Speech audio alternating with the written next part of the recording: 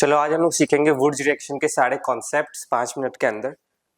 तो Wurtz reaction क्या होता है? बेसिकली आपने वुड्स रिएक्शन सीखा होगा। आपके सामने कुछ इस टाइप का रिएक्शन होता है। कोई भी अल्काइल हैलाइड हम लोग लेते हैं और उससे क्या होता है, आपका एल्केन बन जाता है। ठीक है, यानी कि ये जो रिएक्शन है वो क्या होता है, आपका अल्काइल हैलाइड से एल्केन बनने का प्रोसेस होता है। अब हमें ये देखना है कि ये प्रोसेस होता कैसे है, यानी कि हमें देखना है कि इसका मैकेनिज्म क्या होता है। तो इसमें क्या होता है, जैसे आपके सामने कोई अल्काइल हैलाइड है, जैसे मान लो कोई सा भी अल्काइल हैलाइड लेते हैं हम लोग, यही लेते हैं। ठीक है, अब इससे हमारा एल्केन कैसे बनेगा? तो ये इसका 2 स्टेप प्रोसेस होता है। सबसे पहले हमारे पास एक फ्री रेडिकल बनता है, दोनों का फ्री रेडिकल बनेगा। ये सेम फ्री रेडिकल वाले आपस में जुड़ जाएंगे, जैसे आपका आर आर है जो ये आपस में जुड़ जाएगा ऐसे, और ये बना लेगा आपका एल्केन।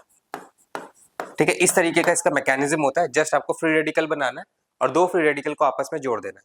अब यहाँ पे सवाल ये है कि इसका मैकेनिज्म क्या होता है। क्या हमने पढ़ा मैकेनिज्म में? तो जो इसका मैकेनिज्म होता है वो बेसिकली क्या होता है, फ्री रेडिकल मैकेनिज्म होता है। मीथेन इससे नहीं बना सकते हम लोग, क्योंकि हमने देखा कि 2 कार्बन आपस में जुड़ रहे होते हैं और मीथेन में 1 कार्बन होता है, तो 2 इसमें नहीं बन सकते। यानी मीथेन जो है वो नहीं बन सकता, हमेशा 2 या 2 से ज्यादा ही बनेगा इसमें। इसके अलावा only symmetrical and even number of carbon can be prepared. इसमें कई बार नीट में भी क्वेश्चन आए, कई बार इसमें क्वेश्चन आया, जैसे आपके सामने 4 ऑप्शन होंगे इस तरीके से,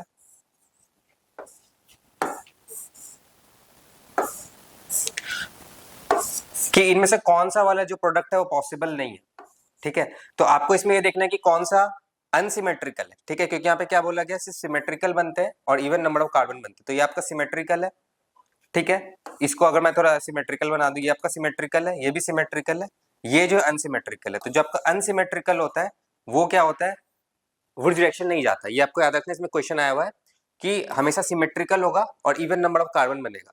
इसमें एक और इंपॉर्टेंट कॉन्सेप्ट है, जैसे मान लो आपने 2 अलग अलग टाइप के अल्काइल हैलाइड ले लिए, जैसे आपने एक ले लिया CH3X और एक आपने ले लिया C2H5X।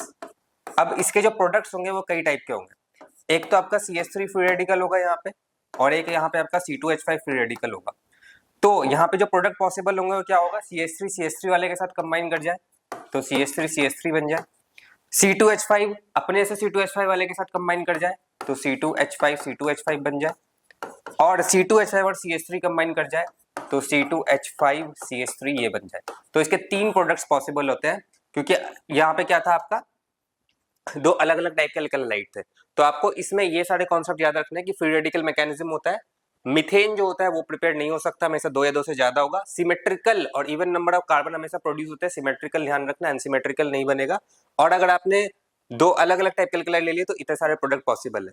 इसके अलावा इसमें जो एक और इंपॉर्टेंट कॉन्सेप्ट है जो बहुत इंपॉर्टेंट है वो है इंट्रामोलिकुलर एंड इंटरमोलिकुलर। इंटरमोलिकुलर क्या है, इसको समझते हैं। देखो, जैसे मान लो आपके सामने विसिनल डाइहाइड है इस तरीके से। ठीक है, आपने इसका वुड्स रिएक्शन से रिएक्शन कराया।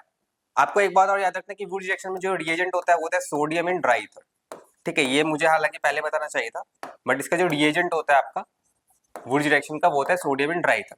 तो अब यहाँ पे क्या होगा, जो 2 एक्स है ये दोनों रिमूव होंगे और यहाँ पे क्या बनेगा, फ्री रेडिकल बनेगा। अब यहाँ पे क्या है, ये दोनों फ्री रेडिकल आपस में ही जुड़ जाएंगे। अगर ये आपस में जुड़ जाएंगे तो क्या बन जाएगा, यहाँ पे CH2 double bond CH2 alkyne. एक ये पॉसिबिलिटी है। दूसरा क्या है, इसके टाइप के और भी होंगे यहाँ पे। तो ये दोनों फ्री रेडिकल आपस में जुड़ जाएंगे और बन जाएगा आपका साइक्लोब्यूटेन। This is cyclobutane. तो ये जो प्रोडक्ट है ये है इंट्रामोलिकुलर का, और ये जो प्रोडक्ट है वो है इंटरमोलिकुलर का। ठीक है, तो ये होता है इंट्रामोलिकुलर और इंटरमोलिकुलर। आपको एक बात इसमें याद रखना है कि हमेशा इंट्रामोलिकुलर जो होता है वो हमेशा फास्टर होता है देन इंटरमोलिकुलर। तो this was all about concepts of Wurtz reaction. Thank you.